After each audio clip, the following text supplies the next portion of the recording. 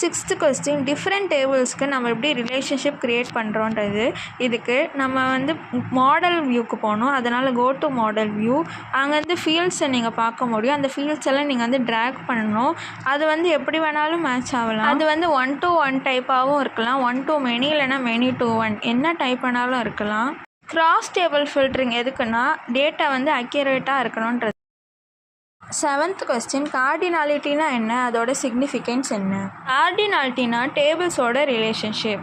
இது வந்து 1 to many. For instance இங்கே வந்து அவங்களே கொடுத்துருக்காங்க கஸ்டமர் ஆர்டர்ஸ், இதெல்லாம் மோஸ்ட் காமன்.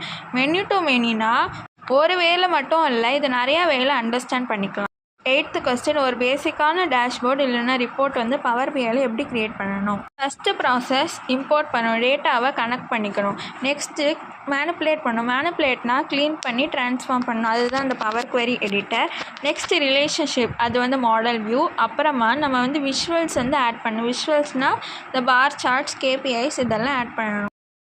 அதுக்கப்புறம் இந்த விஷுவல்ஸை நல்லா கஸ்டம் பண்ணிட்டு நல்ல கலர், டைப்போகிராஃபி, லெஜெண்ட்ஸ் எல்லாத்தையுமே ஆட் பண்ணிவிட்டு லாஸ்ட்டாக சேவ் பண்ணி பப்ளிஷ் பண்ணணும். எதுலனா பவர் பிஐ